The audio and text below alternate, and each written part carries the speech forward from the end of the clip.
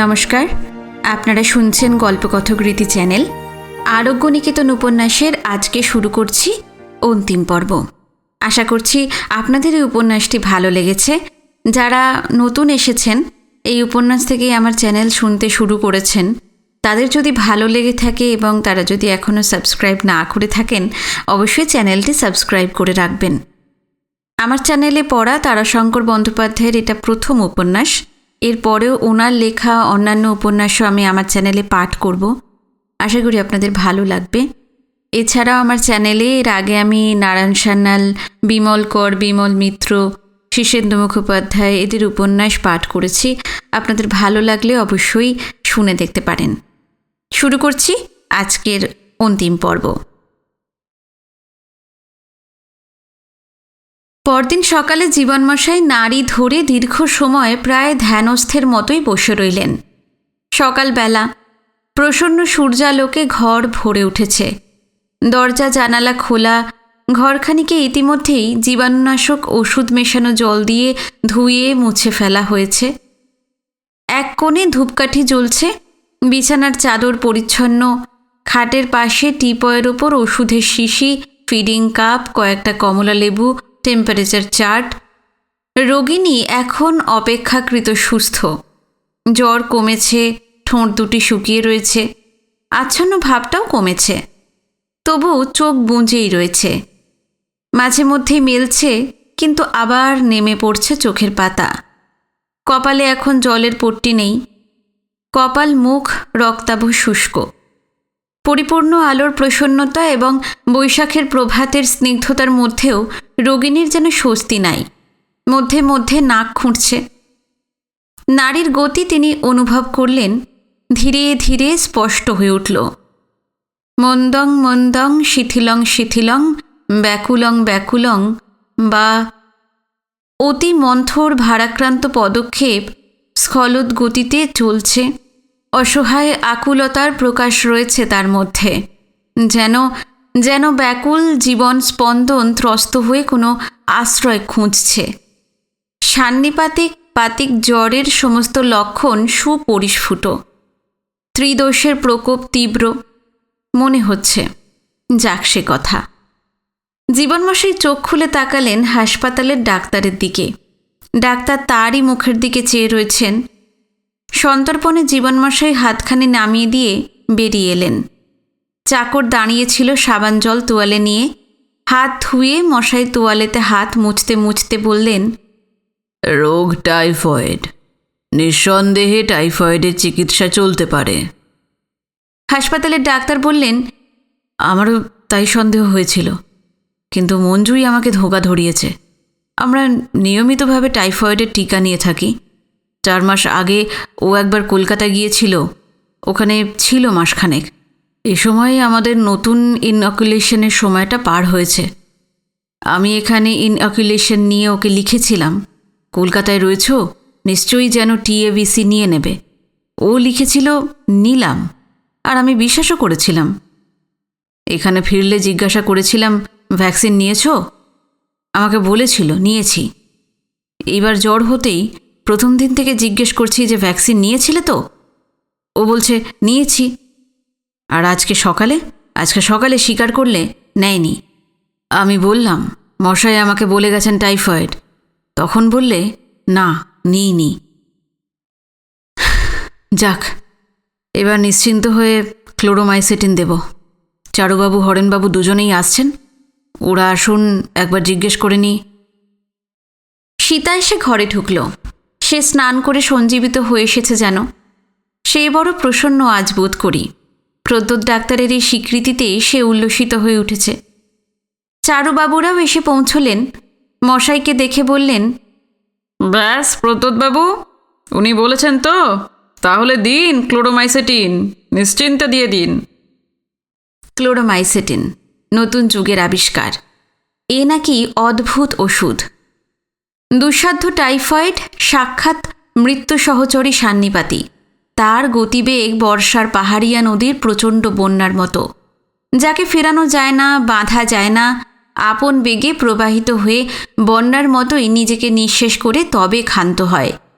সেই শেষ হওয়ার পর যদি জীবন থাকে তো রোগী বাঁচে, তাও বাঁচে বন্যা প্লাবনে মাটি খুলে যাওয়া, সমস্ত উর্বর শক্তি ধুয়ে রিক্ত হয়ে যাওয়া পুষ্পোদ্যানের মতো, শীর্ণ ঊষর ভূখণ্ডের মতো তার অবস্থা হয়। ব্রজলালবাবুর দৌহিত্রের টাইফয়েডে ব্যাকটেরিওফাজ দেখেছিলেন, সেক্ষেত্রে কাজ করে নাই, কিন্তু পরে ফাজ ব্যবহারে ফল দেখেছেন। ক্লোরোমাইসেটিন নাকি অমোঘ, সান্নিপাতাশ্রয়ী মৃত্যুকে নাকি তর্জনী হেলনে অগ্রগমনে নিষেধ করবার মতন শক্তিশালিনী। বৃদ্ধ জীবনমশাই বসে রইলেন উদ্গ্রীব হয়ে, তিনি দেখবেন। বিনয়ের ওখানে আছে কয়েক শিশি, 3 শিশি বোধ হয়। একটা কেসে ওই 3টে শিশি যথেষ্ট। কাল থেকেই নাকি জ্বর কমবে, আর 3য় দিনে জ্বর ছাড়বে। বিস্ময় বই কি। প্রদ্যুৎ ডাক্তার ডাকলে, মঞ্জু, মঞ্জু, হাঁ করো তো, একটা ট্যাবলেট আছে। সীতা জল তোয়ালে নিয়ে দাঁড়িয়ে আছে। সে মুখে জল ঢেলে দিলে চারুবাবু ক্যাপসুলটা মুখে ফেলে দিলেন। সন্ধ্যায় আবার গেলেন জীবনমশাই। নাড়ি ধরে দেখলেন জ্বর বেড়েছে। আজ বোধ হয় 4:30। মাথার শিওরে বসে আছে আজ অন্য নার্স। সীতাকে বোধহয় ছুটি দিয়েছে। পরদিন সকালেও জ্বর কমল না, আগের দিনের থেকেও বেশি। রোগীর আচ্ছন্নতাও বেশি, পেটের ফাঁপ বেশি। 3য় দিন আজ জ্বর উপশম হওয়ার কথা, ছাড়ার কথা, কিন্তু কোথায়? মশাই গভীর দৃষ্টিতে চেয়ে রইলেন। কই ভেষজের ক্রিয়া কই? হাসপাতালের ডাক্তার, চারুবাবু, হরেন সকলেই চিন্তিত হয়ে উঠলেন। তাই তো, তবে কি? জীবনমশাই আবারও দৃঢ়স্বরে বললেন, রোগ টাইফয়েড, নারীতে রোগ অত্যন্ত প্রবল, এইটুকু আমি বলতে পারি। প্রৌঢ় চারুবাবু অল্পেতেই ভরকান এবং অল্পেতেই উৎসাহিত হয়ে ওঠেন। তিনিও দমে গেছেন। তাই তো, সংসারে মুনিরও মতিভ্রম হয় যে। জীবনমশাই দৃঢ়ভাবে ঘাড় নাড়লেন। না না না না, ভ্রম তার হয়নি। প্রদ্যুৎ ডাক্তারের চোয়াল দুটো শক্ত হয়ে উঠল। বললেন, আবার ক্লোরোমাইসেটিন দিন চারুবাবু। নিজের হাতে খুললেন শিশি, তুলে দিলেন তার হাতে। সন্ধ্যায় জীবনমশাই দেখলেন প্রদ্যুৎ ডাক্তার বারান্দায় 2 হাতে 2টো রগ ধরে বসে আছে। রোগিণীর মাথা শিওরে বসে সীতা। সীতাই বললে, রক্তদাস্ত হয়েছে, জ্বর সমান। জীবনমশাই আজ নিজেই ঘরে ঢুকে রোগীর পাশে বসে হাত তুলে নিলেন। বেরিয়ে এসে প্রদ্যুতের কাঁধের উপর হাত রাখলেন। প্রদ্যুৎ মুখ তুললেন। মশাই, হ্যাঁ, আপনি মুষড়ে পড়বেন না। রক্তদাস্ত হোক, এ রোগে তো হয় এবং হয়েও বাঁচে। রোগীর নাড়ি আমি ভালো দেখলাম, ত্রিদোষ প্রকোপের মাত্রা কমেছে। আপনি নিশ্চিন্ত থাকুন, আমার ভুল হয়নি। ডাক্তার স্থির দৃষ্টিতে মুখের দিকে তাকিয়ে রইলেন। জীবনমশাই বললেন, আমি আপনাকে মিথ্যা প্রবোধ দিইনি। দীর্ঘক্ষণ বসে রইলেন তিনি। স্টেশন থেকে একখানা গরুর গাড়ি এসে ঢুকল। 2টি মহিলা নামলেন, দুজনেই বিধবা, একজন অতিবৃদ্ধা। ডাক্তার এগিয়ে এলেন। মা, মঞ্জু কেমন আছে বাবা? অসুখেই আছে, কিন্তু ওনাকে আনলেন কেন? ডাক্তার বিরক্ত হয়েছেন। বৃদ্ধাকে লক্ষ্য করে কথাটা বললেন, কোথায় ফেলে দেব বাবা? ও তো আমায় ছাড়বে না। কিন্তু ওনাকে এখন কোথায় রাখি, কি করি? একপাশে পড়ে থাকবে, এখন আর উপদ্রব করে না। কেমন হয়ে গেছে কিছুদিন থেকেই, চুপ করেই থাকে, নইলে আনতাম না। আসুন। জীবনমশাইয়ের দিকে ফিরে তাকিয়ে ডাক্তার বললেন, বসুন ডাক্তারবাবু। যাবেন না, আমি আসছি। ইনি আমার সেই শাশুড়ির দিদিমা। এই রোগের ঝঞ্ঝাটের উপর উনি আবার বড় ঝঞ্ঝাট এলেন। জীবন ডাক্তার বসে রইলেন। বৈশাখের আকাশ। গতকাল দুপুরের দিকে সামান্য একটু ঝড় বৃষ্টি হয়েছে। আকাশে আজ ধূলিমালিন্য নাই, নক্ষত্রমালা আজ ঝলমল করছে। সেই আকাশের দিকে তাকিয়ে বসে রইলেন জীবনমশাই। এমন অবস্থায় মন যেন ফাঁকা হয়ে যায়। কোনো কিছুতেই দৃষ্টি আবদ্ধ করে না রাখলে মন ছুটতে শুরু করবে। কি করলে কি হবে? হাজার প্রশ্ন জাগবে। কোথায় কি হলো, কোনো ত্রুটি, জীবন হাঁপিয়ে উঠবে। ছুটতে পারে না, তবু ছুটবে, ছুটতে হবে। আকাশের ঝলমলানির মধ্যে মন হারিয়ে যাবার সুযোগ পেয়ে বেঁচেছে। মা, মা, এই যে মা মঞ্জু, আমি এসেছি মা। মা, কি বলছিস? কোথায় যন্ত্রণা হচ্ছে? কি হচ্ছে মঞ্জু? মা, কি বলছিস মা, বল। বাবা, বাবা। জীবনমশাই হাসলেন। মা বলছেন, এই যে আমি, আর তবু রোগী ডাকছে, হয়তোবা পাশ ফিরে শুয়ে ডাকছে মা মা করে। সুদীর্ঘ চিকিৎসকের জীবনে এ তো কতই দেখে এলেন। হায় রে মানুষ, সে মা কি তুমি? সে মা আরোগ্য রূপিণী যিনি, তিনি। তার সর্বাঙ্গে অমৃত, তার স্পর্শে স্নিগ্ধ হবে রোগীর দেহের রোগ জর্জরতা।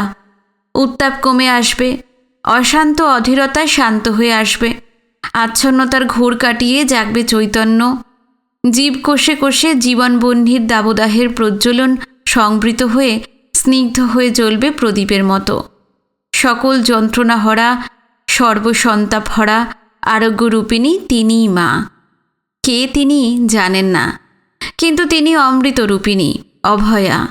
মৃত্যু তাকে শ্রদ্ধার সঙ্গে নমস্কার করে চলে যায়। মুহূর্তের জন্য চঞ্চল হলেন মশাই। মনে হলো মৃত্যু এসে যেন দাঁড়িয়েছে ঘরের মধ্যে। কোনো কোণে সেই অন্ধকারেই সে মিশে রয়েছে। রোগিণী বোধ করে তার আভাস অনুভব করেই ডাকছে সেই অমৃতরূপিণীকে। সতর্ক হয়ে তিনি রোগিণীর দিকে চেয়ে রইলেন। পরের দিন সকাল। জীবনমশাই আরোগ্য নিকেতনের দাওয়ার উপর দাঁড়িয়েছিলেন। হাসপাতালে ডাক্তারের বাড়ি যাবেন। হঠাৎ প্রদ্যোৎ ডাক্তার নিজেই সাইকেল চড়ে এসে রুয়াকে পা দিয়েই সাইকেলটার গতিরোধ করলেন। নামলেন না, হাঁপাচ্ছেন তিনি। মশাই, আজ জ্বর 99-এ নেমেছে? নেমেছে? হ্যাঁ, 99.2। ভোরবেলা থেকেই মঞ্জু কথা বলছে, সহজ কথা বলছে, ভালো আছে। ভগবানের দয়া আর আপনার অদ্ভুত সাহস আর দৃঢ়তা। তরুণ ডাক্তারটি কোনো প্রতিবাদ করলেন না এই প্রশংসায়। নিঃসংকোচে হাসি মুখে গ্রহণ করলেন। শুধু বললেন, আপনার নারীজ্ঞানের সাহায্য না পেলে এতটা সাহস পেতাম না মশাই। আচ্ছা, আমি যাই। মনের খুশিতে আপনাকে জানাতে ছুটে এসেছি। সাইকেল ঘুরল। ডাক্তার দ্রুত বেগে বেরিয়ে গেল। সকালের বাতাসে তার রুক্ষ চুলগুলো উঠছে। পরমানন্দ মাধব, পরমানন্দ মাধব, হে পরমানন্দ। পৃথিবীতে শ্রেষ্ঠ সুখীদের মধ্যে এই লোকটি একজন। ওই মেয়েটিকে সে জীবন ভরে পেয়েছে। ছেলেটি আর মেয়েটিতে মিলে মানস সরোবর। কিশোর সেদিন বলেছিল, এই পাওয়াই শ্রেষ্ঠ পাওয়া। এই পাওয়া যে পায় তার সব পাওয়া হয়ে যায় ডাক্তারবাবু। সৃষ্টি হয় মানস সরোবরের। কিশোরকে তিনি জিজ্ঞাসা করেছিলেন, বিয়ে করছো শুনলাম, কিন্তু কি হলো? ভয় হলো মশাই। বিয়ে করলে বউ পাওয়া যায়, কিন্তু যা পাওয়ার জন্য বিয়ে করে মানুষ তা পাওয়া যায় না। নারী আর প্রকৃতি ও দুই সত্যই এক। দুদিন পরেই বুকে পা দিয়ে দোলে আপনার পথে চলে যায়। কখনো নিজের মুন্ডু কেটে নিজেই রক্ত স্নান করে, কখনো নিজেই স্বামীকে গ্রাস করে ধূমাবতী সাজে, কখনো আবার নিজের বাপের মুখে স্বামী নিন্দা শুনে দেহত্যাগ করে। কদাচিৎ পুরুষের প্রেমে পূর্ণ পরিতৃপ্তিতে শান্ত ও অচঞ্চল হয়ে ধরা দেয়। যাদের ভাগ্যে এই পাওয়া ঘটে তাদের আর কিছুই প্রয়োজন নাই। প্রতিষ্ঠা, প্রশংসা, সাম্রাজ্য, এমনকি মুক্তিও না। এর চেয়ে বড় পাওয়া আর নেই। এ কেউ পায় না। ভয়ে পা বাড়িয়েই তাই পিছিয়ে নিলাম। কে জানে কি ফাঁকি আছে আমাদের দুজনের মধ্যে। ফাঁক থাকলে তো রক্ষে নাই। নারী তখন নদীর মতন ছুটবে, আর আমি তীরের মতন বাহু বাড়িয়ে সাগরের কূল পর্যন্ত ছুটেও তাকে পাবো না। ও থাকে বাহুবন্ধনের মধ্যে, ধরা পড়লেই ওরা মানস সরোবর। কথাটা সত্য, ভুল নাই, মনে মনে বারবার বললেন জীবনমশাই। হাসপাতালের ডাক্তারের বারান্দায় দাঁড়িয়ে সন্ধেবেলায় আরও ভালো করে এই সত্যটি অনুভব করলেন। সন্ধ্যার দিকে রোগিণীর জ্বর ধীরে ধীরে ছেড়ে এসেছে এখন। সীতা স্মিত মুখ ডাক্তার গৃহিণীর মুখখানি মুছিয়ে দিয়ে বললে, যা ভয় পাইয়ে দিয়েছিলেন, তোমায় খুব খাটতে হয়েছে না? ডাক্তার ছেলে মানুষের মতন ছুটে গিয়ে কম্পাউন্ডারকে বলে এলেন। নার্সদের ওদিকে গেলেন। হাসপাতালের রান্নাশালায় ঝাড়ুদার মতিয়া জমাদারকে বলে এলেন, ওরে, জ্বর ছেড়ে গেছে। জীবনমশাইয়ের উপস্থিতিও ভুলে গেছেন ডাক্তার। রোগীর ঘরে ডাক্তারের শাশুড়ি প্রবেশ করলেন। যে ভয় ধরিয়ে দিয়েছিলি মঞ্জু, কি যে বলবো, কে জানে, 3-4 দিনের কথা, আমার তো কিছুই মনে নেই। থাকবে কি, তুই যে একেবারে বেহুঁশ, মা মা বলে চেঁচিয়েছিস, আমি ডাকলাম, এই তো আমি, তা একবার ফিরেও তাকালি না। ও, তা তুমি কবে এসেছো, কখন এসেছো, আমি তো কিছুই জানি না। তোর এই অবস্থা, ওদিকে জামাইয়ের সে কি মুখ, মুখ দেখে আমার কান্নায় উপে গেল। মনে হলো মঞ্জুর যদি কিছু হয়, আমার জামাইটা তো পাগল হয়ে যাবে। পাগল হতো না, তবে সন্ন্যাসী হতো, আর নয়তো আত্মহত্যা করত। জীবনমশাই বারান্দায় দাঁড়িয়েই মনশ্চক্ষে দেখলেন রোগিণীর শীর্ণ ক্লান্ত শুষ্ক অধরে স্মিত হাস্যরেখা ফুটে উঠেছে। কৃষ্ণা চতুর্দশীর শেষ রাত্রের এক কলা চন্দ্রোদয়ের মতন সেই হাসির রূপ, এবং মেয়েটি এই হাসিতে কোনো লজ্জা অনুভব করছে না। সগৌরবে পরিপূর্ণ তৃপ্তিতে পুষ্প বিকাশের মতোই অকুণ্ঠ প্রকাশে হাসি মুখে বিকশিত হয়ে উঠেছে। পরমানন্দ মাধবে। ডাক্তার ফিরছেন, পদক্ষেপে উল্লাস ফুটে উঠেছে। ধরা, ধরিত্রী, শুনছিস? ডাক্তারের শাশুড়িকে ডাকছেন তার সঙ্গের সেই মেয়েটি। এই কদিনই এই কণ্ঠস্বর তিনি শুনেছেন। ভিতরের দিকে বারান্দা থেকে এই ডাক ডাকেন। আবছা চোখেও পড়েছে একটি দীর্ঘাঙ্গী প্রৌঢ়া বিধবা শূন্য দৃষ্টিতে চেয়ে চুপ করে বসে থাকেন। গালে একটা হাত, মাটির উপরে একটি হাত, বসেই থাকেন, আর মধ্যে মধ্যে ডাকেন ধরা, ধরিত্রী বলে। এদিক থেকে সাড়া দিত না কেউ। রোগীর শিয়রে বসে সাড়াই বা দেবে কী করে? ভদ্রমহিলা চুপ করেই যেতেন। মহিলাটিকে দেখে মনে হয় একদিন জীবনে তার জীবন মহিমা ছিল। কিছুক্ষণ পর আবার ডাকলেন, ধরা, ধরিত্রী, ও ধরিত্রী, হেলা, মেয়ে তোর কেমন রয়েছে রে, বল। ঘরে ঢুকতে বারণ করেছিস, ঝুঁকি নে, তবু খবরটা বল। সারা এতেই বা কে দেবে? তিনি চুপ করতেন। আজও সেই তিনিই ডাকছেন, সেই ডাক। আজ ধরিত্রী সাড়া দিলেন, বলো, কি চাই? কি চাইব হেলা, তুই নাতনি, মেয়ের মা, মঞ্জু তোর মেয়ে, তার এখানে এসেছি, সে তো বড় লজ্জা।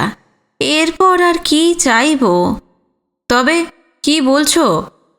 বলছি, মঞ্জু তো ভালো রয়েছে, একবার যাই না ওই ঘরে, ওকে দেখি।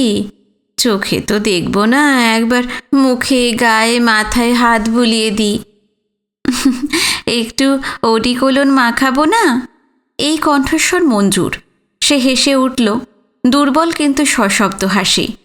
হ্যাঁ, তা ভাই দিস, মাখবো। এখানে এসেছি কদিন, মাথায় তেল দিইনি, নারকেল তেল দে নামিয়ে। ও তো ভাই মাখতে পারি নে, কি করব, রুক্ষ মাথাতেই চান করি। ওডিকোলন নয়, একটু গন্ধ তেল দিস। চুপ করো, জামাই আসছেন।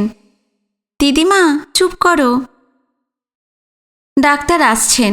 মঞ্জুর মা দেখতে পেয়েছেন। তিনি বৃদ্ধাকে সতর্ক করে দিচ্ছেন। একটু বেদনা অনুভব না করে পারলেন না জীবনমশাই। কই তোর জামাই, কই রে? একবার ডেকে দে না আমার কাছে। আমি আজ না হয় পথের ধুলোর অধম হইয়েছি, ঘর গেলে ঘর নোংরা হয়, ছুঁলে হাত ময়লা হয়, কিন্তু চিরদিন তো এমন ছিলাম না। আমারও রূপ যৌবন ছিল, আমারও আদর সম্ভ্রম ছিল। তার উপর আমি মঞ্জুর মায়ের মা, সেদিক থেকেও তো আমার সঙ্গে কথা বলতে হয়। কি বলছেন? ডাক্তার শুনতে পেয়েছেন কথাগুলি। বারান্দায় উঠেই থমকে দাঁড়িয়ে শুনছিলেন। এই অবস্থায় মঞ্জুর মায়েরও দিদিমাকে সাবধান করার উপায় ছিল না। ডাক্তারের মন পরম প্রসন্নতায় ভরা। তিনি হেসেই উত্তর দিলেন, নিশ্চয়ই কথা বলবো বই কি, আপনি গুরুজন। তবে মঞ্জুর অসুখ নিয়ে। হ্যাঁ হ্যাঁ ভাই, তা বটে। যে লজ্জা যে ভয় আমার হয়েছিল, ভেবেছি কেনই বা এলাম। আমি সর্বস্ব খাগি, স্বামী খেয়েছি, তাকে খেয়ে গেলাম মেয়ের ঘরে, সেখানে মেয়েকে খেলাম। তোমার শাশুড়িকে মানুষ করলাম সেই জামাইয়ের ঘর, তার অন্ন খেয়ে মেয়ে সতীন এলো, তার কথা শুনে সেইখানে রইলাম। তারপর ধরার বিয়ে হলো, ধরার বাড়ি এলাম, ধরা বিধবা হলো, আবার এখানে কেন এলাম তা যার জন্য এসেছি সে তো জানো। আমার চোখ দুটো ভালো করে দাও, বড় ডাক্তার তুমি। আচ্ছা, আমি কালই ওষুধ দেব। ওষুধ নয় গো বাবা, অপারেশন করে দাও। অপারেশনে কি হবে? ছানি তো নয়। হুম, অপারেশন না করলে তো বাবা ভালো হবে না, অপারেশন করলেই ভালো হবে। কতজনের তো ভালো হলো। আচ্ছা, কালকে দেখব ভালো করে। তাহলে আমি বাইরে যাই, আপনার কোনো কষ্ট টষ্ট হচ্ছে না তো? হচ্ছে গো ভাই, মাথায় একটু তেল চাই, আর এই কাপড়গুলো বড় পুরনো হয়েছে। ঘরের ভিতর থেকে ডাক্তারের লজ্জিতা শাশুড়ি বললেন, করবে কি, উপায় কি বলো? কাপড়ের কন্ট্রোল, বিশ্বশুদ্ধ লোক কাপড়ের অভাবে ছেঁড়া পড়ে দিন কাটাচ্ছে। তা বটে ভাই, তবু মঞ্জুর দুখানা আধ পুরনো শাড়ি দিস, তাই পরবো। রঙিন ডুরে শাড়ি পরবে, তাই পরবো। তবু ছেঁড়া ন্যাকড়ার মতন এই কাপড় আর পরতে পারি না বাবা। ডাক্তার বারান্দায় জীবনমশাইকে দেখে একটু লজ্জা পেলেন। তার মনেই ছিল না জীবনমশাইয়ের অস্তিত্বের কথা, মনের উল্লাসে ভুলেই গেছেন। আমার একটু দেরি হয়ে গেল মশাই। তা হোক। ও ভাই, ও মঞ্জুর বর, শুনছ? উফ, কি বিপদ! প্রদ্যোৎ ডাক্তার এবার বিরক্ত হয়ে উঠল। হয়তোবা ওই মহিলাটির কথা জীবনমশাই শুনেছেন বুঝেই মনে মনে উত্তপ্ত হয়ে উঠেছে। মহিলাটির উপর তো বটেই, হয়তো জীবনমশাইয়ের উপরও বিরক্ত হয়েছে। জীবনমশাইয়ের শোনা উচিত হয়নি, চলে যাওয়াই উচিত ছিল। জীবনমশাই বললেন, আমি আজ যাই। বসবেন না একটু? না, আবার কালকে আসব। আচ্ছা, মঞ্জু যেদিন পথ্য পাবে সেদিন একটা খাওয়া দাওয়া করব। বেশ তো। পথ্যের দিন নির্ণয় কিন্তু আপনিই করবেন। ক্লোরোমাইসেটিন জ্বর ছাড়ে, কিন্তু আবার রিল্যাপস করার একটা ভয় আছে। আপনি যেদিন বলবেন নারী নির্দোষ হয়েছে, এবার পথ্য দেওয়া যেতে পারে, তখন দেব।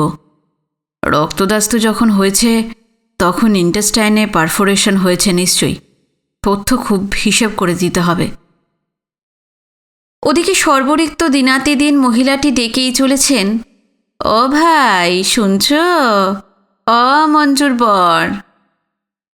মঞ্জুর মা একবার চাপা গলায় বললেন, থামো তো দিদিমা, কথা বলছেন তো জামাই মশাইয়ের সঙ্গে। মশাইয়ের সঙ্গে? সে কে? যিনি খুব ভালো নারী দেখেন, এখানকার প্রবীণ বৈদ্য।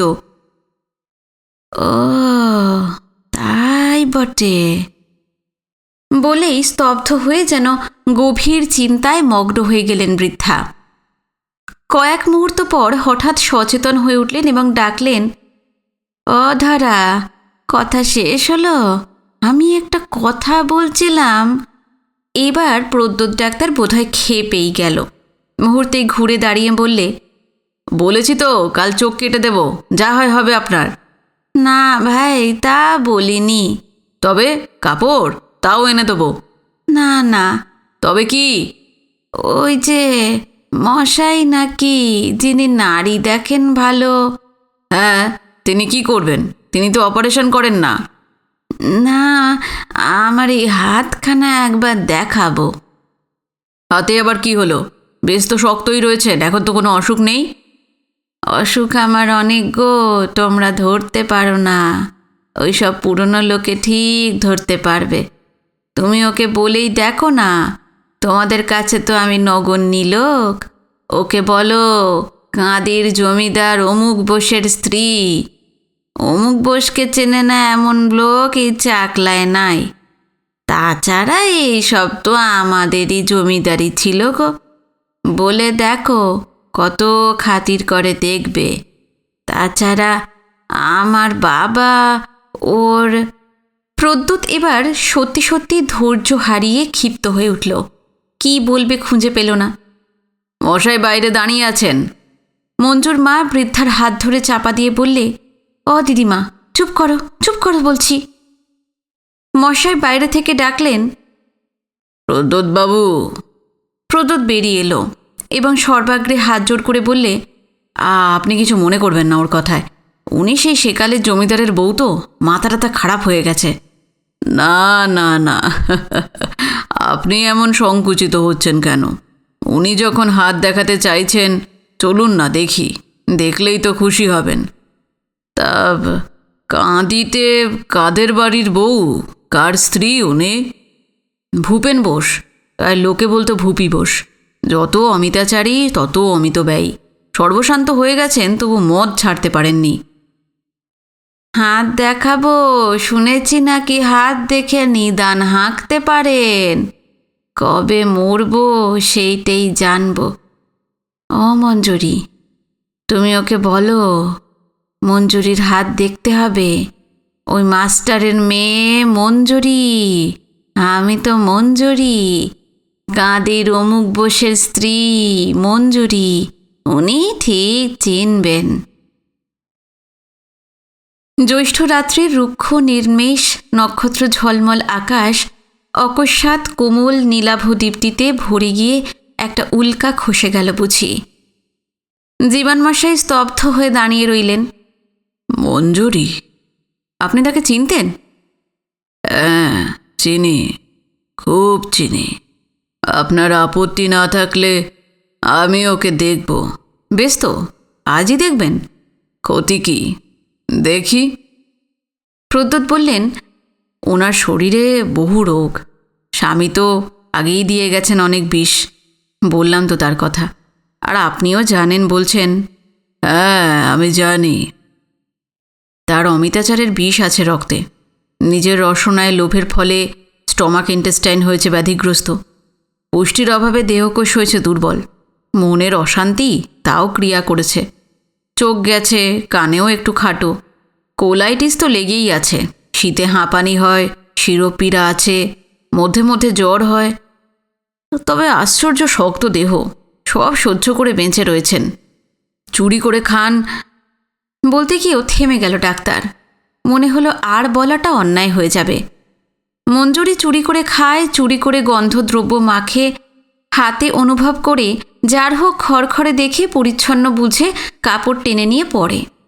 এইসব তথ্য এই কদিন ওদের কথাবার্তা থেকেই জেনেছেন।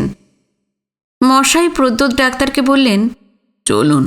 প্রদ্যোৎ বলল, সেদিন আমি ওকে মতির মায়ের গল্প বলেছি। আপনি যা বলেছিলেন তাও বলেছি, কিন্তু কাকে বললাম, কে শুনবে? বললেন, মঞ্জুর একটা ছেলে দেখি, তারপর ভাই, তারপর। আজ মরলেই তো ফুরিয়ে গেল ভাই। মঞ্জুরির সামনে দাঁড়িয়ে মশাই কয়েক মুহূর্ত স্থির হয়ে দাঁড়িয়ে রইলেন। কপালে সারি সারি রেখা জেগে উঠল, চোখে ফুটে উঠল অদ্ভুত দৃষ্টি। পকেট থেকে চশমা বের করে চোখে পড়লেন তিনি, ভালো করে দেখলেন। দূর থেকে কয়েকদিনই বৃদ্ধাকে দেখেছেন তিনি। আজ চশমা চোখে কাছ থেকে স্থির দৃষ্টিতে তার দিকে চেয়ে রইলেন। পেলেন না, কোথাও তার বিন্দুমাত্র অবশেষ নাই। দেখি দেখি আপনার হাতখানি।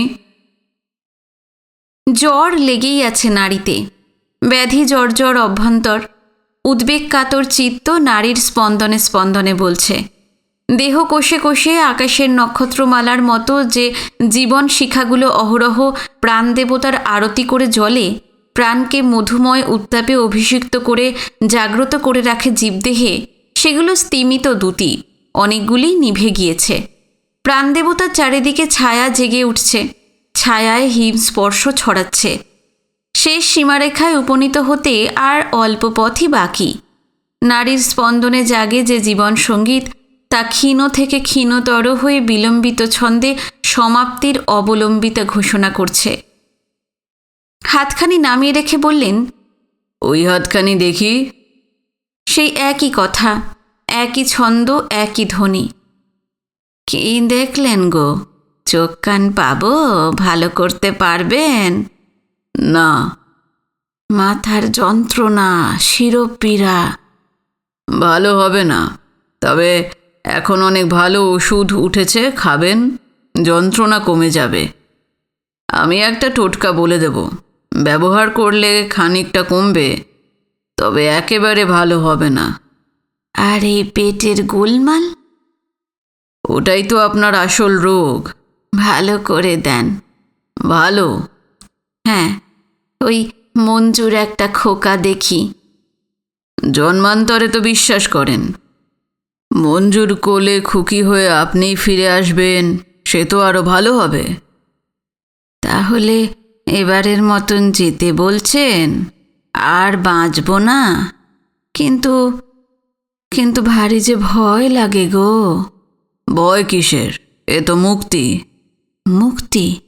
হ্যাঁ, তাছাড়া আর কি। সেখানে আপনার স্বামী, মা, বাপ, ভাই, মেয়ে, জামাই আপনার জন্য অপেক্ষা করে রয়েছেন। বৃদ্ধার মুখ প্রদীপ্ত হয়ে উঠল। দৃষ্টিহীন চোখের সামনের দিকে চেয়ে আত্মমগ্ন হয়ে বসে রইলেন। মশাই উঠলেন। বৃদ্ধা সচেতন হয়ে উঠলেন চেয়ার ঠেলার শব্দে। বললেন, তাহলে আমাকে যেতে হবে বলছেন? কতদিনের মধ্যে যেতে হবে? প্রদ্যোৎ ডাক্তারের অস্তিত্ব ভুলে গেলেন জীবনমশাই। নিদান সম্পর্কে তার আপত্তিকর কথাও তার মনে হলো না। তিনি আবার একবার বসে বৃদ্ধার হাতখানি ধরে ভালো করে দেখে বললেন, 3 থেকে 6 মাস, এর মধ্যেই আপনি মুক্তি পাবেন। তবে একালের ওষুধ খেলে হয়তো আরও কিছুদিন দুর্ভোগ ভোগ করতে হবে। একালের ওষুধ বড় শক্তিশালী। না, তার খাবো না। আপনি আমাকে ভালো কথাই মনে করিয়ে দিয়েছেন। তিনি আমার জন্যই অপেক্ষা করে আছেন। যত শিগগির মুক্তি আসে ততই ভালো। এই কথাটি তো কেউ এমন করে আমাকে বলে নাই। ও কতকাল আমার পথ চেয়ে আছে, আর আমি। বৃদ্ধার কণ্ঠস্বর কাঁপতে লাগল। দৃষ্টিহীন চোখ দুটি নির্নিমেষ হয়ে গেল। এবার জল গড়াবে। চোখ ফিরিয়ে একটা দীর্ঘ নিঃশ্বাস ফেলতে গিয়ে তিনি চমকে গেলেন। সামনের আয়নাতে তার নিজের প্রতিবিম্ব পড়েছে। শুভ্র কেশ, রেখাঙ্কিত ললাট, পাণ্ডুর মুখ এক স্থবির দাঁড়িয়ে আছে। মনে পড়ে গেল একটা কথা, তার বাবার কথা। বলেছিলেন, জন্মমাত্রই মৃত্যু সঙ্গ নেয়, দিনে দিনে সে বাড়ে। সেই বৃদ্ধির মধ্যেই সে তার ক্ষয়ের ক্রিয়া করে যায়, ঠেলে নিয়ে যায় তার পথে। জীবন যুদ্ধ করে মানুষ যেদিন ক্লান্ত হয়, সেদিন আসে জড়া, তারপর আসে শেষ। বলতে গেলে আজকের আমি জন্মাই সূর্যোদয়ে, মরি নিদ্রার সঙ্গে দিনান্তে রাত্রির অন্ধকারে, আবার জন্মায় নতুন প্রভাতে জন্মান্তরে। প্রদ্যোৎ ডাক্তার মশাইয়ের এই নিবিষ্ট একাগ্র দৃষ্টিতে দেখা দেখে বিস্মিত হয়ে গিয়েছিল। চেয়ারখানে একটু সরিয়ে দিয়ে বলল, বসুন। মশাইয়ের রুদ্ধ দীর্ঘ নিঃশ্বাসটি এতক্ষণে ঝরে পড়ল। তিনি মুখ ফিরিয়ে চেয়ারখানা দেখে নিয়ে বললেন, কি কষ্ট আপনার? বৃদ্ধা বললেন, আপনি জীবন মশাই? নবগ্রাম দেবীপুরের জীবন দত্ত? আমি মঞ্জুরি, কাঁদির বঙ্কিমের বোন, মাস্টার নবকৃষ্ণ সিংহীর মেয়ে। হ্যাঁ, আমি শুনেছি, শুনেই চিনতে পেরেছি। অনেক কালের কথা আবছা আবছা মনে পড়ে। কি বলেছেন? আবছা আবছা সব ঝাপসা। এখানে এসে শুনি জীবন মশাই, নবগ্রাম নবগ্রাম। মনে হয় চেনা চেনা শোনা নাম। তারপরেতে আপনার কথা শুনে, ওই ঝোঁক দিয়ে কথা বলা শুনে মনে হলো আপনিই তিনি। তারাও তো মশাই ছিলেন, বাড়িও তো নবগ্রাম ছিল। তা মাথার গোলমাল তো এই মনে পড়ে, আবার গোলমাল হয়ে যায়। শেষে বলি, তিনি হন আর যিনি হন এত বড় বৈদ্য, হাতখানি দেখাই না কেন, যদি ভালো হই। মশাই নীরবে উঠে বেরিয়ে এলেন। হাসপাতাল থেকে বেরিয়ে এলেন তিনি। প্রদ্যোৎ ডাক্তার ফটকের মুখ পর্যন্ত এসেছিল। সে বলল, মশাই, এই আপনাদের নিদান হাঁকা? জীবনমশাই শূন্য দৃষ্টিতে চেয়ে রইলেন তার দিকে। কথাটা তার মাথায় ঢুকল না। প্রদ্যোৎ বললে, এই আপনার কাছে আমার শিখতে ইচ্ছা করছে। মশাইয়ের মনের মধ্যে ঘুরছিল সেই পিঙ্গল বর্ণা কন্যার কথা। পিঙ্গল বর্ণা, পিঙ্গল কেশিনী, পিঙ্গল চক্ষু কন্যা। সর্বাঙ্গে পদ্মবীজের ভূষণ, অন্ধ বধির। অহরহই সে সঙ্গে রয়েছে, কায়ার সঙ্গে ছায়ার মতো, শ্রমের সঙ্গে বিশ্রামের মতো, শব্দের সঙ্গে স্তব্ধতার মতো, সঙ্গীতের সঙ্গে সমাপ্তির মতো, গতির সঙ্গে পতনের মতো, চেতনার সঙ্গে নিদ্রার মতো। মৃত্যুদূত তার কাছে পৌঁছে দেয়।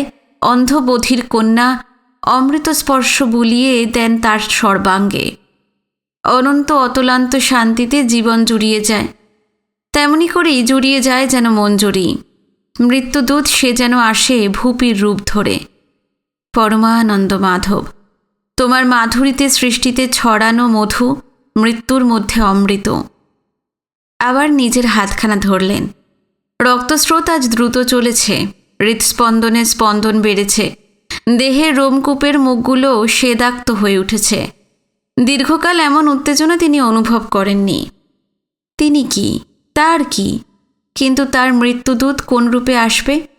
মঞ্জুরি নয়, মঞ্জুরি জীবনে ভ্রান্তি, মিথ্যা।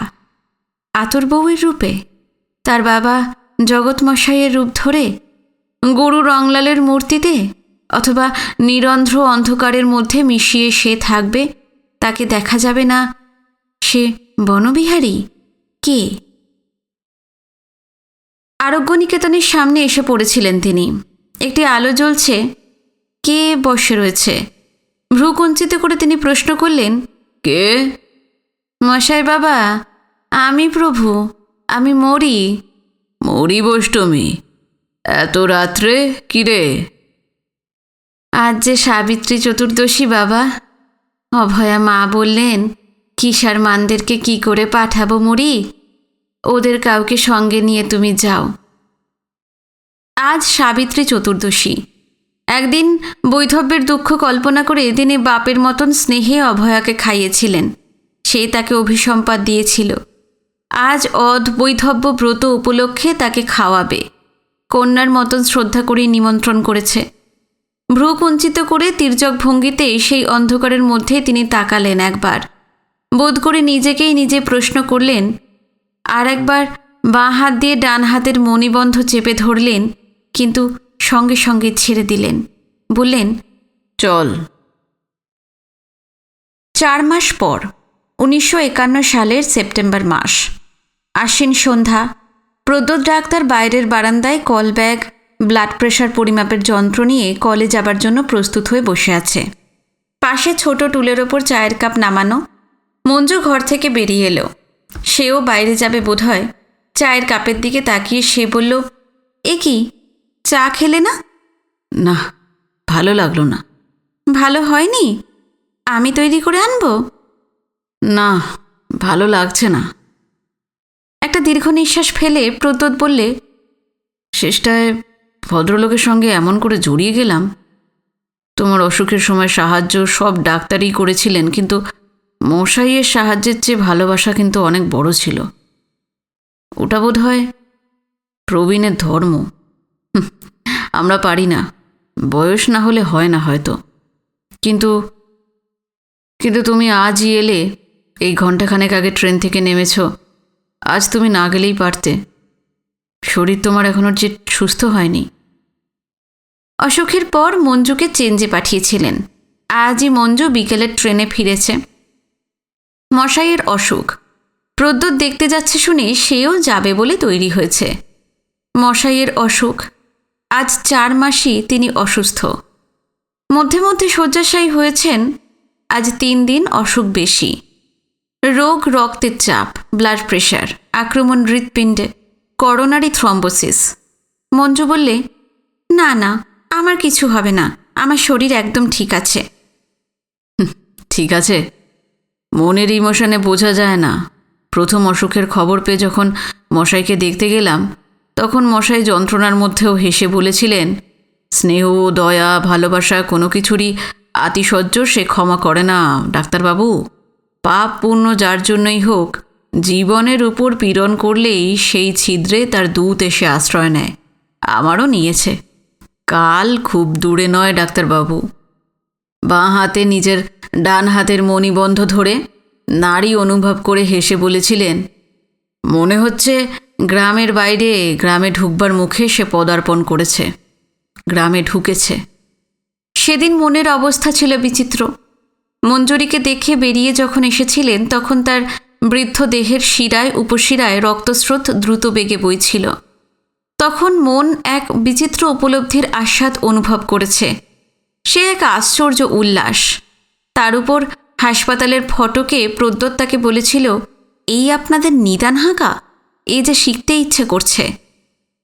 বাড়ি ফিরবার পথে মনে হয়েছিল, সেই অন্ধকারের মধ্যে তিনি আরণ্যগজের মতো বেরিয়ে পড়েন মৃত্যু গহ্বরের সন্ধানে। জনহীন দিঘহারা প্রান্তর খাঁ খাঁ করছে, অথবা গভীর নিবিড় মহা অরণ্য থমথম করছে। অসংখ্য কোটি ঝিল্লির ঐকতান ধ্বনিত হচ্ছে। মৃত্যুর মহাশূন্যতার মধ্য দিয়ে জীবন প্রবাহ চলেছে জন্ম থেকে জন্মান্তরে। সেইখানে উল্লাসধ্বনি করে সেই মহাগহ্বরে ঝাঁপ দিয়ে পড়েন নবজন্মের আশায়। নিজের নাড়ি ধরে পথ হেঁটেছিলেন, কিন্তু আনন্দের আবেশে অনুভূতি যোগ স্থির হয়নি। বাড়িতে গিয়ে যে মরিবৈষ্টমীকে দেখে তারই সঙ্গে চলে গিয়েছিলেন অভয়ার নিমন্ত্রণ রক্ষা করতে। আতরবউ বারণ করেছিলেন, কিন্তু শোনেননি। শুধু তাই নয়, আতরবউয়ের কথায় দুরন্ত ক্রোধে তিনি যে চিৎকার করেছিলেন, সেই চিৎকার আজও মশাইয়ের নিজের কানের পাশে বাজছে। জীবনে এমন চিৎকার তিনি তো কখনো কোনো দিন করেননি। আতরবউই প্রথম ক্রুদ্ধ হয়ে বলেছিলেন, এই বয়সে এই রাত্রে নিমন্ত্রণ খেতে চলেছ? এমন অভর পেট তোমার, বনবিহারীকে খেয়ে তোমার ভরেনি? মুহূর্তে প্রচণ্ড চিৎকারে রাত্রির আকাশ চমকে উঠেছিল। তিনি চিৎকার করে উঠেছিলেন, আতরবউ! মরিবৈষ্টমী চমকে উঠেছিল। সঙ্গের লোকটার হাত থেকে লণ্ঠনটা পড়ে দপ করে নিভে গিয়েছিল। অভয়া অন্ধকারের মধ্যে দাওয়ার উপর তার প্রতীক্ষাতেই দাঁড়িয়েছিল। সারাটা দিন নিরম্ব উপবাসিনী, কুশাগ্রে জল পর্যন্ত খায়নি। কালও অর্ধ উপবাস। নিজের ঘরের গাছের ফল আর মধু খেয়ে থাকবে।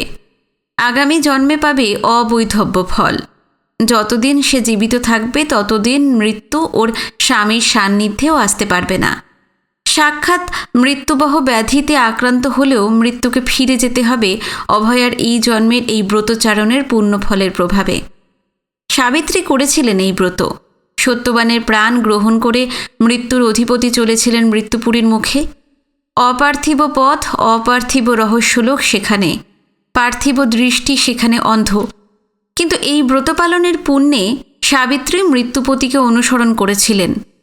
এই পুণ্য বলে মৃত্যুপতিকে পরাভূত করে ফিরিয়ে এনেছিলেন স্বামীর জীবন।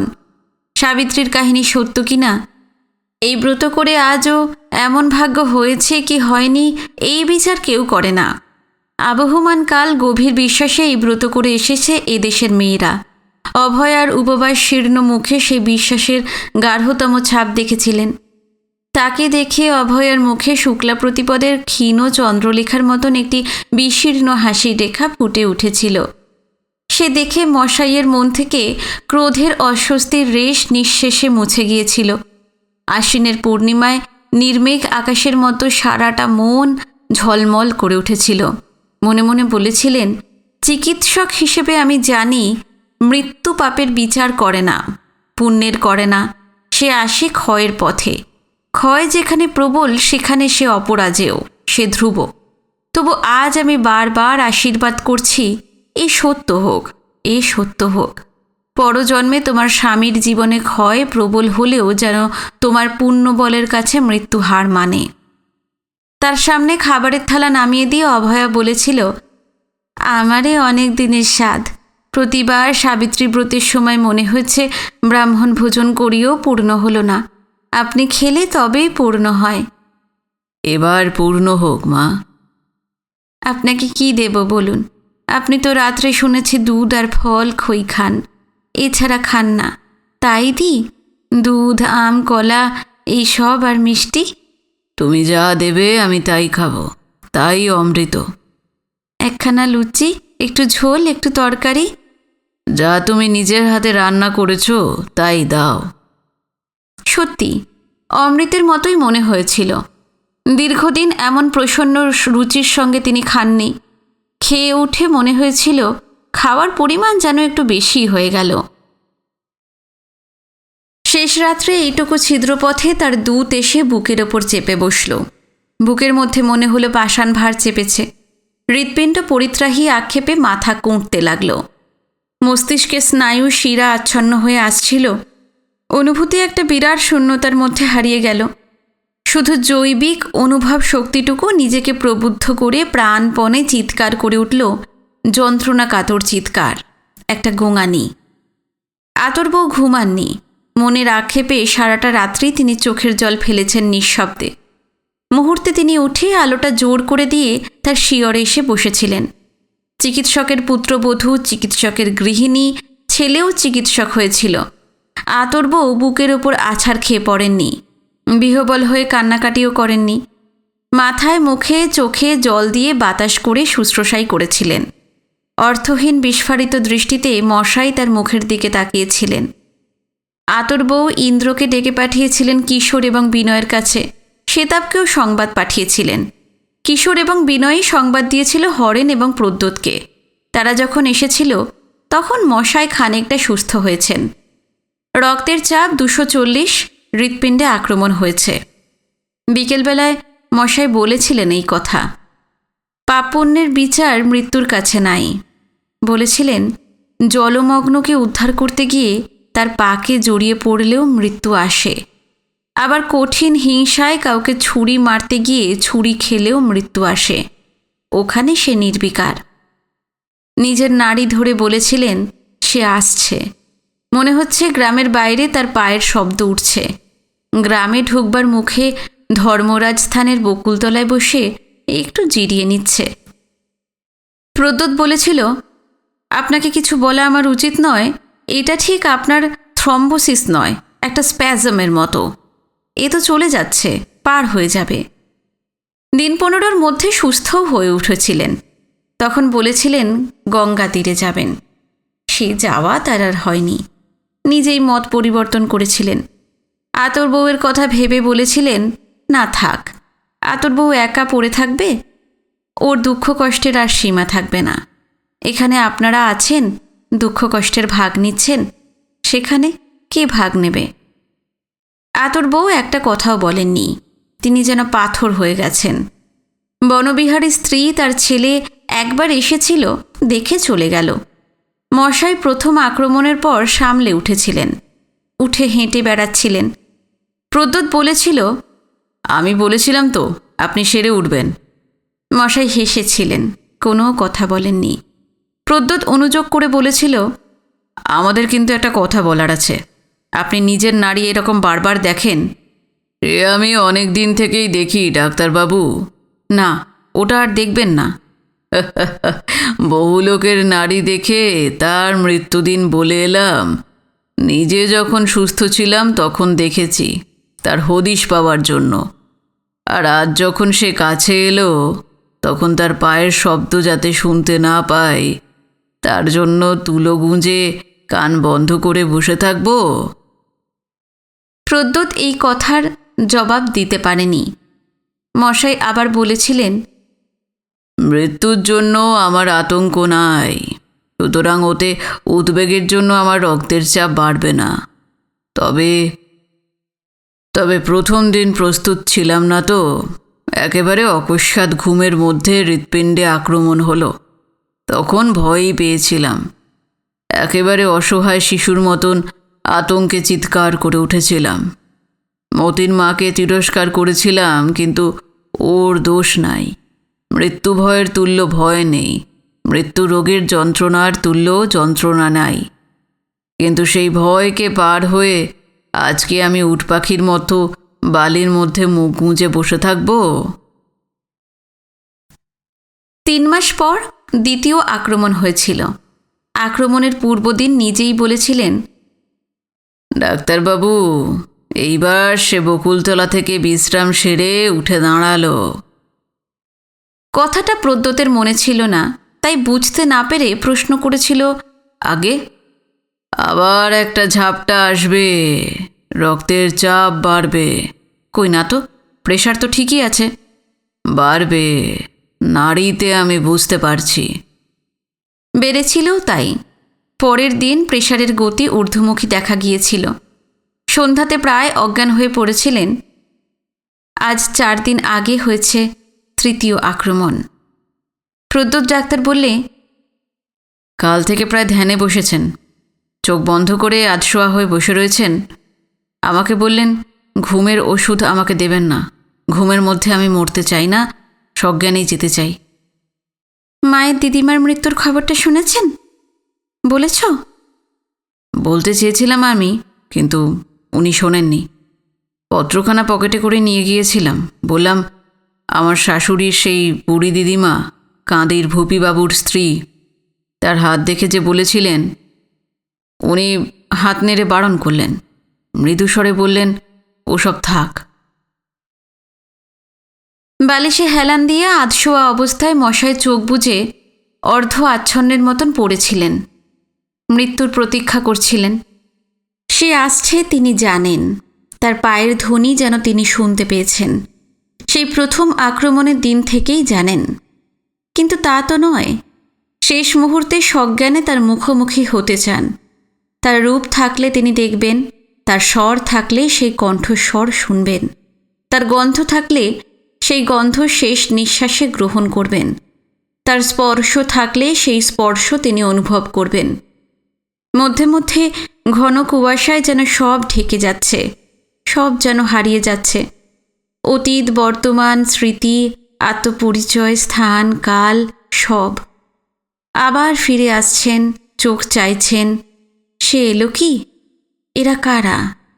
বহুদূরের অস্পষ্ট ছায়াছবির মতো এরা কারা? অতি ক্ষীণভাবে ওদের স্বর যেন কানে আসছে। কি বলছে? কি কি হচ্ছে?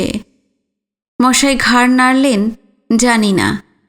ঘাড় নাড়তে নাড়তেই ক্লান্ত চোখের পাতা দুটি আবার নেমে এলো। প্রদ্যোৎ দেখলে প্রগাঢ় একটি শান্তির ছায়া শীর্ণ মুখমণ্ডলে ছড়িয়ে পড়ছে। মশাই কি দেখলেন প্রদ্যোৎ বুঝতে পারলেন না। ঠিক সেই মুহূর্তেই আতুর বউ মশাইয়ের মুখখানি ধরে বললেন, ধ্যান সাঙ্গ হলো?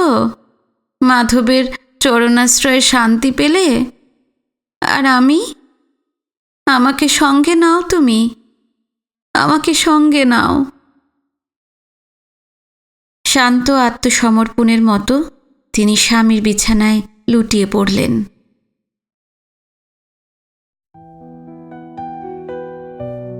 আরোগ্যনিকেতন উপন্যাসটি এখানে শেষ হলো। আশা করি আপনাদের সবার ভালো লেগেছে। কমেন্টে অবশ্যই জানাবেন আপনাদের কেমন লাগলো। নতুন কোনো উপন্যাস নিয়ে খুব শিগগিরই ফিরে আসছি। নমস্কার, সবাই খুব ভালো থাকবেন।